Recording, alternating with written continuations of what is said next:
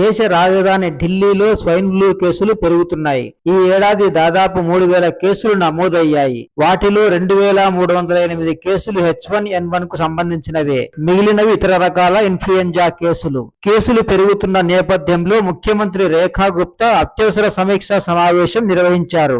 ఆరోగ్య శాఖ, MCD, NDMC, Delhi cantonment board అధికారులతో సమావేశమయ్యారు. ఆసుపత్రుల సన్నద్ధతపై ప్రధానంగా చర్చించారు. సమావేశం తర్వాత ఢిల్లీ ఆరోగ్య శాఖ మంత్రి పంకజ్ కుమార్ సింగ్ కీలక విషయాలు వెల్లడించారు. వైద్యులు, సిబ్బంది, మందుల విషయంలో ఎలాంటి కొరత లేదని స్పష్టం చేశారు. ఆసుపత్రుల్లో అవసరమైన పడకలను కూడా అందుబాటులో ఉంచామని చెప్పారు. ప్రస్తుతం పరిస్థితి అదుపులో ఉందని పేర్కొన్నారు. ప్రజలు భయపడాల్సిన అవసరం లేదని భరోసా ఇచ్చారు. H1N1 రోగుల కోసం ఆసుపత్రుల్లో ఐసోలేషన్ వార్డులు ఏర్పాటు చేస్తున్నట్లు చెప్పారు. రోగికి బెడ్ ఇవ్వని ఆసుపత్రులపై చర్యలు తీసుకుంటామని హెచ్చరించారు. ఇక్కడ మరో ముఖ్యమైన విషయం కూడా ఉంది.